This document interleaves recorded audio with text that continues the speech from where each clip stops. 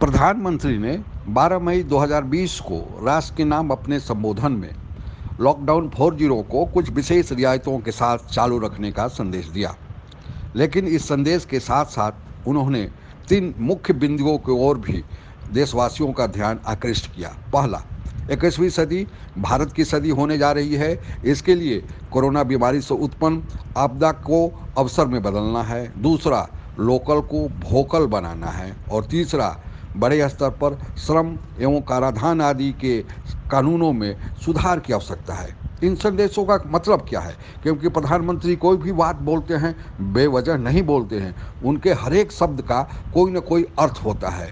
आइए इस वीडियो में उनके संदेश में छुपे मतलब का मायने तलाशें।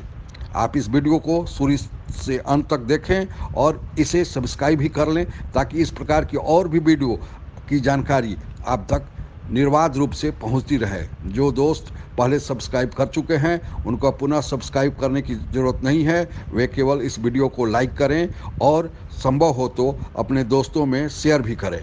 पूरा विश्व कोरोना महामारी के चपेट में है और भारत भी उससे अछूता नहीं है। पर इस आपदा की घड़ी में भी भारत के प्रधानमंत्री द्वारा जिस तरह विश्व समुदाय के साथ मिलकर कोरोना को रोकने के लिए सक्रिय भूमिका निभाई गई है, और उन सभी देशों को जहां दवाई की आवश्यकता है, दवा की आपूर्ति सुनिश्चित कराई गई है, जिसमें पाकिस्तान भी शामिल है। इससे प्रधानमंत्री मोदी की छवि एक अंतर्राष्ट्रीय नेता के रूप में उभरी है। अंतर्राष्ट्रीय राजनीति के जानकार यह कहते हैं कि भारत का यह कार्य सुपर पावर बनने की दिशा में एक प्रभावी कदम है। शायद भारत के प्रधानमंत्री का 12 मई 2020 को राष्ट्र के नाम संदेश में यह कहना कि 21वीं सदी भारत की है, उसी की ओर इशारा करता है। आज पूरे विश्व में अमेरिका ही एक सुपर पावर है और चाइना को इमर्जिंग सुपर पावर माना जाता है, तथा इसके अलावे भारत के साथ 2 अन्य देश रसिया और ब्राज़ील को यह कहा जाता है कि इनके पास क्षमता है जो भविष्य में सुपर पावर बन सकते हैं। पर चाइना ने सुपर पावर बनने की जल्दीबाजी में एक ऐसा कदम उठा लिया जिसकी विश्व समुदाय को आभास भी नहीं था। चाइना ने कोरोना अस्त्र का सहारा लेकर अमेरिका तथा उस सहयोगियों को आर्थिक रूप से कमज़ोर कर एक झटके से सुपर पावर की कुर्सी को हथिया लेना चाहता था, पर उसका दाव उल्टा पड़ गया और उसके कोरोना को लेकर चला गया दाव उसके खुद के गले की हड्डी बन गया है। कि सुपर पावर बनने के लिए कोई निर्धारित मानदंड नहीं है, फिर भी अंतर्राष्ट्रीय मामलों के पंडित का कहना है कि 4 गुण आर्थिक क्षमता, सैन्य बल, मजबूत संवैधानिक संस्थाएं तथा सबल शीर्ष नेतृत्व, ये 4 ऐसे गुण हैं जिनके आधार पर किसी देश को आंका जाता है कि वह सुपर पावर बनने योग्य है या नहीं। आर्थिक क्षमता का सवाल है। इंटरनेशनल मॉनेटरी फंड IMF द्वारा वर्ष 2019 हेतु जारी किए गए नॉमिनल GDP के आंकड़ों के अनुसार 21.44 ट्रिलियन डॉलर के साथ अमेरिका अर्थव्यवस्था के शीर्ष पर बना हुआ है। दूसरे स्थान पर चाइना का स्थान है, जिसकी अर्थव्यवस्था का कुल आकार 14.14 ट्रिलियन डॉलर है, और भारत का स्थान 5वें नंबर पर है, जिसकी अर्थव्यवस्था का आकार 2.94 ट्रिलियन डॉलर है। इस प्रकार आप देख सकते हैं कि भारत का जो मुख्य प्रतिद्वंदी है सुपर पावर बनने के रास्ते में, वह चाइना है, और यहाँ पर दोनों के अर्थव्यवस्था के आकार में एक बड़ा सा गैप है। अब सवाल उठता है कि क्या यह गैप बना रहेगा या कोरोना के बाद इस गैप में कमी आएगी? इस प्रश्न का उत्तर ढूंढने के लिए मैं आप लोगों का ध्यान श्रीमती निशा देसाई बिस्वाल द्वारा द इकोनॉमिक्स टाइम के अप्रैल 14 में छपे लेख की ओर आकृष्ट करना चाहूँगा। आप लोगों को बताते चलें कि श्रीमती निशा देसाई बिस्वाल अभी business council of United states and India की प्रेसिडेंट है, तथा वह बराक ओबामा मंत्रिमंडल में assistant secretary of state for south and central Asia affairs रह चुकी हैं। उनका कहना है कि कोरोना के बाद विश्व की व्यवस्था इसी प्रकार की नहीं रहेगी, क्योंकि चाइना के प्रति विश्व समुदाय का विश्वास घटा है और बहुत सारी कंपनियां, जिसमें अमेरिका, जापान इत्यादि शामिल हैं, चाइना से बाहर जाने के ताक में है। अमेरिका की अकेले 1000 कंपनियां चाइना से बाहर जाने के लिए बातचीत चला रही हैं, जिसमें 300 कंपनियों की बातचीत भारत के साथ चल रही है। वो अपने लेख में आगे लिखती हैं कि जापान ने तो $2.2 बिलियन का एक पैकेज भी बना रखा है कि जो कंपनी चाइना से बाहर दूसरे देश में जाती है और इस के कारण उनको अगर कुछ नुकसान होता है तो जापान सरकार इसकी भरपाई करेगी। आप लोगों को पता ही होगा कि चाइना की मुख्य इकोनॉमी वहाँ के मैन्युफैक्चरिंग यूनिट पर टिकी हुई है। अगर कोरोना के बाद विश्व की अधिकतर मैन्युफैक्चरिंग यूनिट्स चाइना से बाहर जाती हैं तो इससे चाइना का नुकसान होता है, और अगर उन यूनिट्स को भारत अपनी तरफ आकृष्ट कर लेता है तो भारत की अर्थव्यवस्था में एक उछाल आएगा और चाइना की अर्थव्यवस्था में एक कमी आएगी। तो भारत और चाइना के बीच जो आर्थिक गैप दिख रहा है, विषमता दिख रही है, वह कम होगा और यह भारत को सुपर पावर की ओर बढ़ने में एक मजबूती प्रदान करेगा।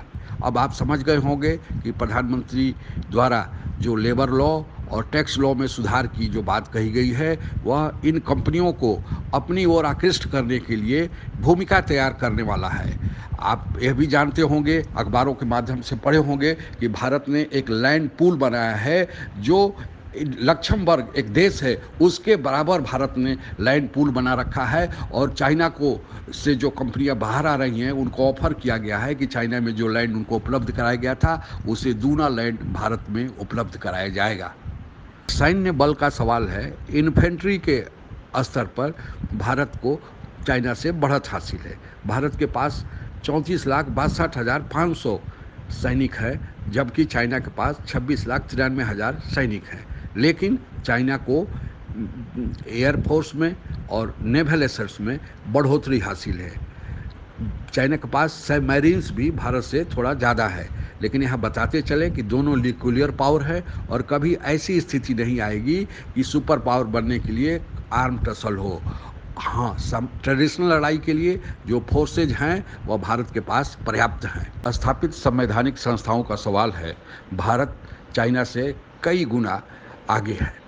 यहाँ प्रजातंत्र है, शासन व्यवस्था पारदर्शी है, स्वतंत्र सुप्रीम कोर्ट है, स्वतंत्र चुनाव आयोग है, बहुदलीय शासन व्यवस्था है और हर एक 5 साल बाद चुनाव के द्वारा कोई भी पार्टी सत्ता में आ सकती है। अगर किसी को सरकार के खिलाफ कोई कहना हो और सरकार बात मान नहीं रही हो तो उसकी चुनौती वह न्यायालय में नियमानुसार दे सकता है। इसके विपरीत चाइना में एक दलीय शासन व्यवस्था है। वहाँ की शासन व्यवस्था अपारदर्शी है। वहाँ कुछ भी पता नहीं चल सकता है जब तक सरकार न चाहे। वहाँ के जो वर्तमान राष्ट्रपति हैं जीपिंग, उन्होंने अपना कार्यकाल आजीवन बढ़ा लिया है। वहाँ पर कोई विरोध के स्वर नहीं है। सरकार के खिलाफ कोई भी विरोध के स्वर नहीं उठाए जा सकते। तक सर्वमान्य और प्रखर शीर्ष नेतृत्व का सवाल है, वहाँ भी भारत के प्रधानमंत्री मोदी चाइना के राष्ट्रपति से काफ़ी आगे खड़े दिखाई देते हैं। एक और चाइना के राष्ट्रपति हैं जो जानते हुए भी कि कोरोना वायरस उनके देश में फैल चुका है, अपने निहित स्वार्थों के चलते इसकी सूचना विश्व समुदाय से छुपा के रखी। दूसरी तरफ प्रधानमंत्री मोदी अपने देश में भले दवाई की किल्लत हो तब भी करीब 55 देशों को कई दवाइयाँ, जिसमें प्रमुखता से हाइड्रोक्सी क्लोरोक्विन और पैरासीटामोल शामिल है, भेजा और उसमें से केवल 21 देशों से ही पैसा लिया, बाकी देशों को मुफ्त में दवाइयाँ दी, जिसमें पाकिस्तान भी शामिल है, जिसके रिश्ते कभी भी भारत के साथ अच्छे नहीं माने जाते हैं। भारत में पीपीई पर्सनल प्रोटेक्टिव इक्विपमेंट और N95 मास्क नहीं बनते थे। तब भारत ने चाइना से करीब 1,60,000 मास्क और पीपीई मंगवाया था। जब डीआरडीओ लेबोरेटरी में इसकी जांच हुई तो उसमें से 50,000 पीपीई डिफेक्टिव पाए गए, सब स्टैंडर्ड पाए गए।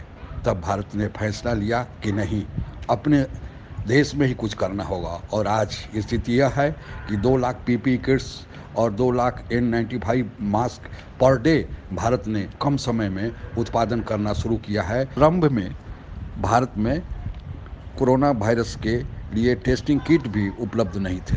तब भारत को मजबूरन चाइना से 5 लाख टेस्टिंग किट मंगाने पड़े। जब वो टेस्टिंग किट भारत में आए और उनकी जांच आईसीएमआर द्वारा किया गया तो उसमें पाया गया कि केवल उसमें से 5% ही टेस्टिंग किट सही हैं। बाकी टेस्टिंग किट सब स्टैंडर्ड है, तब भारत ने अपने देश में ही उन टेस्टिंग किट के निर्माण का बीड़ा उठाया और आज स्थिति यह है कि Pune based national institute of virology ने एक ऐसे उन्नत किस्म के टेस्टिंग किट का आविष्कार किया है जिसमें 90 सैंपल्स एक साथ जांचे जा सकते हैं और जिसका रिजल्ट सबसे कम समय 2.5 घंटे में भी हम लोगों को मिल सकता है। कोरोना वायरस के वैक्सीन और मेडिसिन के आविष्कार के संबंध में वैसे तो यूएसए, चाइना, जर्मनी और यूके भी प्रयासरत है, लेकिन सबकी निगाहें भारत की ओर टिकी हुई हैं क्योंकि भारत पूरे विश्व का 60% वैक्सीन का निर्यातक देश है। आपको सुनकर जरूर यह गर्व होगा कि भारत आज इस स्थिति में है कि जल्द ही उसकी वैक्सीन का आविष्कार कर सकता है। भारत ने इस संबंध में आईसीएमआर और भारत बायोटेक इंटरनेशनल लिमिटेड द्वारा एक संयुक्त करार किया गया है और कहा जा रहा है कि इस वैक्सीन के प्रथम चरण का टेस्ट चंडीगढ़ में शुरू हो चुका है। 3 clinical trials of this.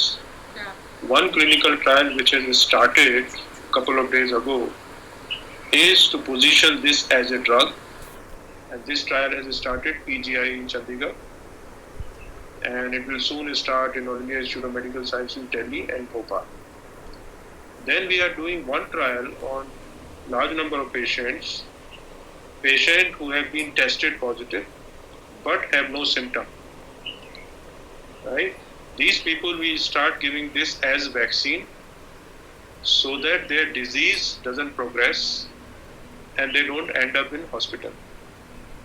Third trial that we are doing is people who have got so-called cure and they have been released from quarantine or isolation ward, but now we know that this virus can linger on for almost 1 month. Initial time for quarantine was 14 days. Now government has made it 28 days. So people who have been released from hospital, we will give this as a vaccine so that they don't redevelop infection. So it has a vaccine role as well as a therapeutic role.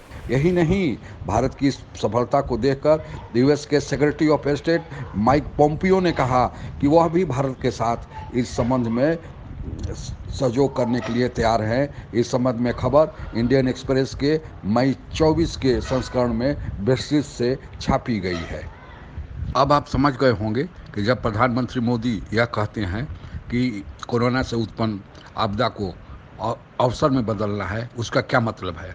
उसी तरह जब प्रधानमंत्री मोदी यह संकेत देते हैं कि local को वोकल बनाएं, इसका मतलब है कि स्थानीय निर्मित चीज़ों पर ज़्यादा तवज्जो दें, न कि चाइना से निर्मित चीज़ों पर।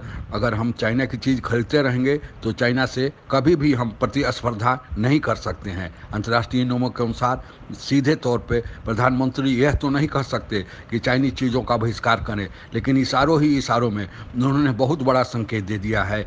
बाकी इस देश की जनता को समझना है। उपरोक्त विवेचन के बाद निष्कर्ष के रूप में हम ये कह सकते हैं कि कोरोना से उबरने के बाद विश्व में एक नई व्यवस्था बनने जा रही है, जिसमें चाइना को भारत के मार्ग से अपने आप हटा दिया जाएगा और भारत 21वीं शताब्दी में अमेरिका के साथ सुपर पावर के रूप में देखा जाएगा।